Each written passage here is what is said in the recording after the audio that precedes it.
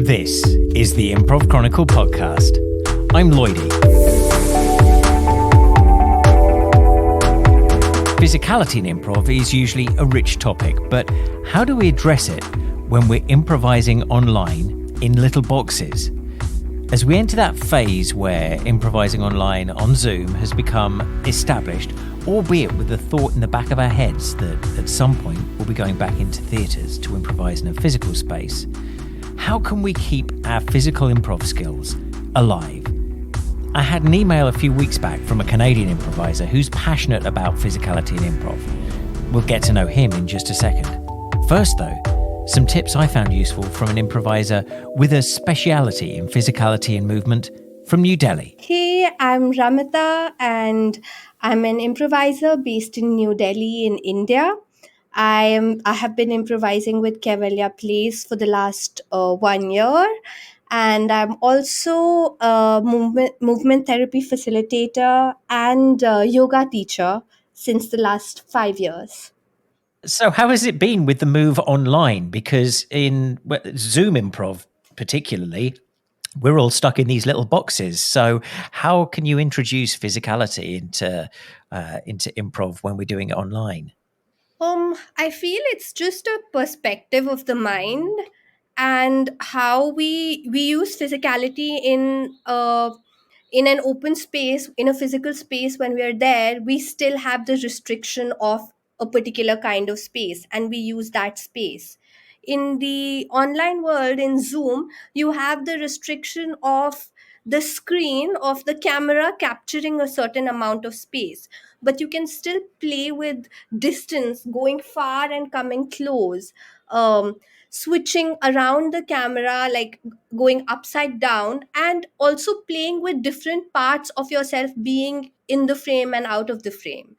So it adds a lot of dynamic, and also for the people seeing and for your partner, it adds a lot of energy to the scene if you just like stand up even.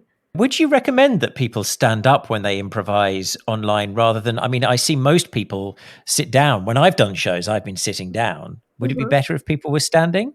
I guess it depends. You don't need to be standing the whole time. That's the case even with physical improv, right? You can often just get chairs in a space and sit down. But whatever it is, I think you need to justify the scene.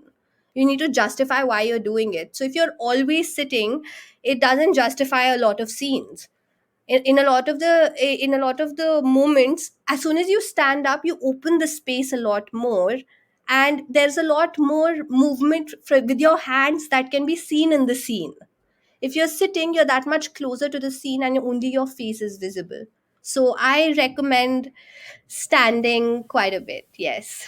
The challenges of Zoom-based improv are real for those that thrive on the physical aspects of improv. The email I got that prompted this episode was from David Raitt, who's a senior member of the Oakville Improv Theatre Company in Canada. He's an alumnus of the Second City National Touring Company main stage, and there's a link to his email newsletter which you might find useful in our show notes. He's all too aware of the challenges presented by putting improvisers into little Zoom boxes. It's been a real challenge for improvisers to keep themselves contained, to be forced into a square and to try to do something that's environmental or some sort of object work like we're used to doing on the stage.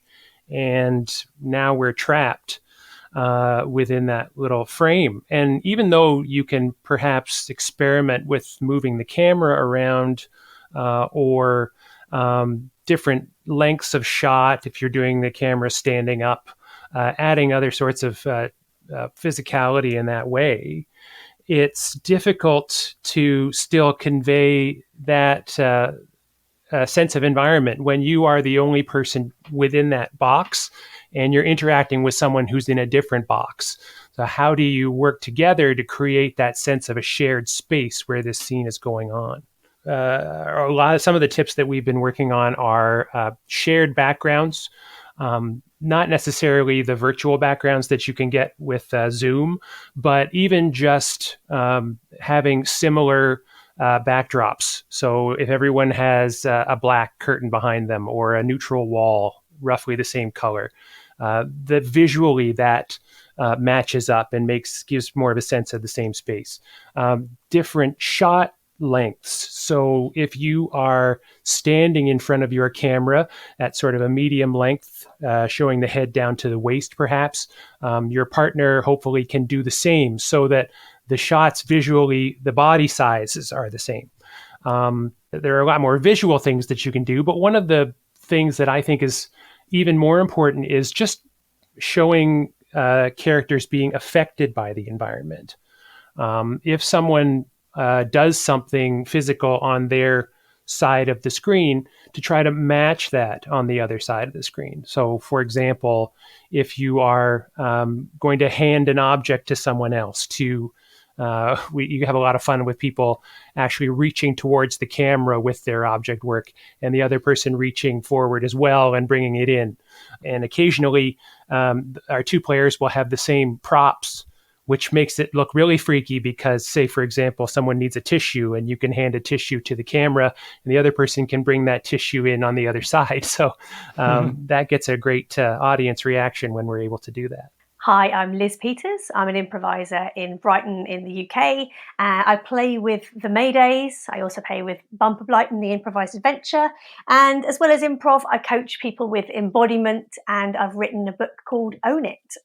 So with us moving into Zoomprov as a way to have to do improv, we've had to shrink everything so much, not just in our physicality and how much space we can take up, but also with our focus and attention as well. If you're being seen in a head and shoulders shot, and if you stand up suddenly, you're out of shot. So you're kind of having to limit the movements that you do to be able to be within the Zoom shot. I've really tried to encourage people to use proximity to the camera and to try and use the space and stand up and things like that. But your camera really is only in one place and it can only take up so much space. So you do have to limit your physicality to be in frame. Otherwise, you're not on the stage, in the Zoom stage, you know? There are two people that come to mind instantly for me when I think about physical improv. Talking to them it was chaos of the most glorious kind. I'm just sad I couldn't include all of it, although I'm glad that there are a couple of bits I didn't include. Just their intro is pretty much a roller coaster. My name is Ken Hall. I'm 4'7 3/4, and I'm based out of Toronto, Canada. One half of the award-winning comedic comedy duo Two Man No Show. I'm also an improviser and actor. I'm currently on a show called The Umbrella Academy, which just came out a few weeks ago on Netflix. And I play the body of Pogo, and I play Herb as part of that show. And Isaac, when you're ready. My name is Isaac Kessler. Hi, everybody. My name is Isaac Kessler, one half of the award-winning comedic duo Two Man No Show with Ken Hall, 4'7", 7'4", and 4/4. 4 scores ago. 7'4", and 4/4. 11 years ago. I'm based in Los Angeles, but not anymore because of the coronavirus pandemic, and I'm currently in Toronto, Canada. I currently work for my brother, who is my boss, and I work on a lot of spreadsheets every day. And I used to have a dream, and that dream is now gone, much like that Les Miserables song. But in my dreams, I am an actor and a physical theater performer. Do a lot of clown and improvisation. I have not worked professionally in quite a long time, but I am working professionally on a lot of spreadsheets at the moment. You can find me on Dodo Kids as the bird Seamus. It was a cash job. Please don't tell my agent. I direct a group here in Toronto doing what's called idiot work, and it's something that Isaac has basically imported here or helped us out. Like in LA, it came from LA.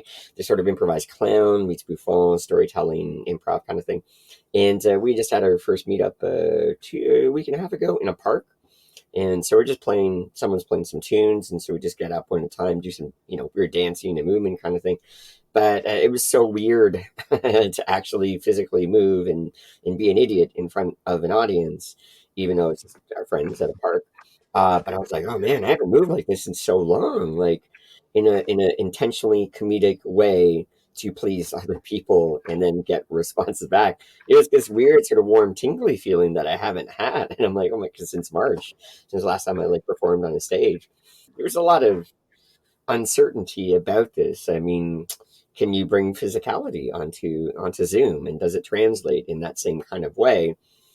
Yeah, I'm so curious, and I does that mean? I'm just wondering right now, like, that mean if the physicality isn't there, what do we rely on then? Do we focus more? Does it go back to just verbal and clever? You know what I mean? Or like the words, or the story, the narrative, the plot? I'm not sure. I think that training is important. I think that if you Mm. want to go to a park and if you want somebody to say, "Hey, I know how to lead you in yoga for 30 or minutes or 60 minutes." Like, yeah, great. Let's do Mhm. that together. Did you want to like play frisbee? I'm like, yeah, let's do that. I think the idea of being in a communal setting, or not communal, or with yourself, but training. I think Mhm. training the body is so important.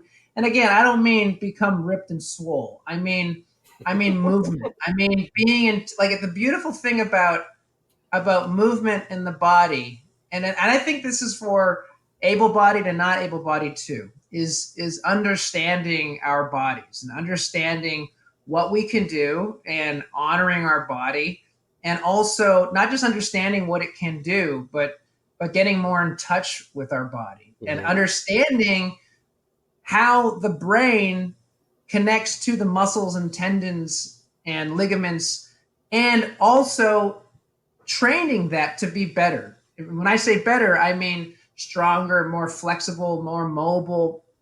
I think the one danger is that we can just, like I'm getting stuck every day, is on a laptop being sedentary. Mhm. And the movement of the body and training is going to help out on stage when we get back to do theater. Movement and training is a huge part of it, but David thinks there's another part to it as well. Physicality is to me, it's more than just moving your body. It's about creating a sense of the environment. So it's really a lot more about being affected by things that are happening. But a lot of the physicality and environment and object work exercises are meant to help give the improviser a sense of the detail involved and how we can communicate details. Details and specificity, as everyone knows, are the keys to performing a good scene, because you are providing more information to the audience and to the players without having to be specific in your dialogue in that way. And when we focus down on the specifics for recreating that detail and noticing it in our improv, then we can find a lot of ways of communicating without saying anything. The lack of space in some of our homes doesn't have to limit us. Ramata thinks that that's something that you can work around. I understand that for a lot of people, it is difficult to continue working on it in their homes with the limited space that they have. So, in that case, you can, when we do get back, even right now, even if you have enough space to just stand, you can do simple. You can keep simple motifs in your mind, like just moving with your head, or thinking of an activity that you could do and doing it with different body parts, like blowing a balloon but with different body parts, whatever that means to you.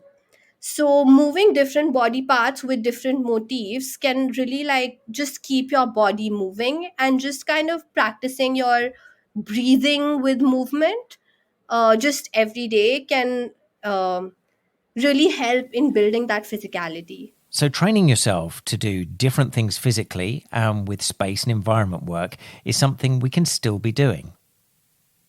Here's Ken again. Mentioned a really great point, this idea that even though you're not physically performing, you can be training. And the training, the technique, the mechanics, and all of that, I think actually does translate. And so the great thing about this, if there is a silver lining to what we're experiencing on top of the opportunity to do personal work on ourselves, is that we can train, and we can train anywhere. So it's not just contingent on geographically where you're living. You can be jumping in and out of classes anywhere in the world, and jumping into shows, actually, like Zoom shows, or and so you can have that part satiated. You can continue your craft. It's going to be a bit different, but at the same time, the mechanics are still there. And again, the idea of finding play and pleasure, that's something that you can always continually do. And even within this work too is like learning other things, taking other classes that may or may not be related to improv, may or may not be related to physicality, so that when it comes time to hopping onto a stage, you have more life experiences, you've given yourself more knowledge, you have exposed yourself to other things that you can again source and mine for content later on. Eventually, we'll go back into physical performance spaces, but will we be able to perform physically when we get back into them? Liz thinks some people will relish the prospect. There'll be a cross-section of people who will be like they've been let out of a cage, and they will be sort of throwing themselves around the stage and really using it as much as possible. I went down, as a side note, I went down the other day because I was feeling like I hadn't, I can't really express myself in my house. And I went down to the Mayday's studio, which is currently not in use because no one's allowed to use it at the moment for workshops. And I played the game, the Indiana Jones game, where the Temple of Doom, which is a physical theatre game where you set up a bunch of traps for yourself. And you would normally play it with a group of improvisers and set up traps physical around the space, and you'd get killed by the traps or you'd get through the traps and you'd have to remember what they are. And I went down and I played it with myself, just by myself the other day, because I really wanted to move again and play again. And I did notice that my object work skills were a little bit flabby, a little bit less precise, a little bit underused. And so certainly having to brush up on object work, precision, that sort of thing, which I haven't really done in lockdown because I've not really mimed objects on Zoom. I've used cups. I've not set traps for Indiana Jones. Dave is looking forward to those first few live in-person improv shows. Yeah, it's really going to be interesting to watch those first few shows. I know a lot of people have said to me that the first few shows back are going to be terrible just because everyone's skills have kind of atrophied a little. But they will be also just so freeing and enjoyable because everybody's just so happy to be back doing it. So that enthusiasm carries through the scenes. And I feel like because of that, people will want to be more physical.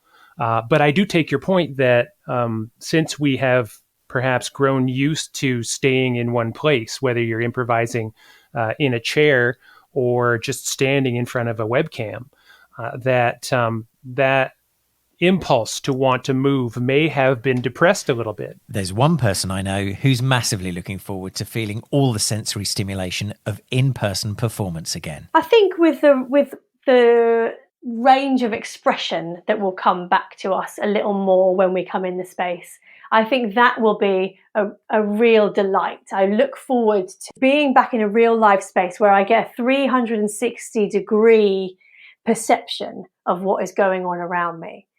Because your embodiment and your movement and stuff is not all just coming from you, is it? It's coming in response to everything that's around you. And when we are in the Zoom space, when we're just looking at the camera, all of our attention is focused forward, and we're less embodied in that sense because we're focusing on a tiny pinprick in front of us, the camera in front of us. Whereas in a real show, I can sense someone coming on from stage behind me, and I can feel whether that person is in an angry state or something. There's a visceral surround sound of sensation that you get in a real world environment that you just simply don't get in the Zoom room.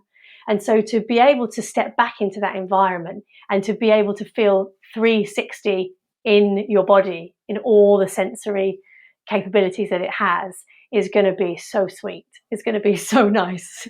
I can't wait. Next time on the Improv Chronicle podcast. We need to talk about Harold. As a form, the Harold is lauded by some and treated, well, less reverentially by others. Hear from one of the main developers of this improv form who worked with its originator Del Close to bring the Harold to the stage, and hear from others who feel different about its relevance these days. The Improv Chronicle podcast is produced and hosted by me, Lloydie James Lloyd. You can help this podcast right now. Please subscribe and rate us on your favourite podcast app. And if you've got an idea for a possible episode, get to improvchronicle.com.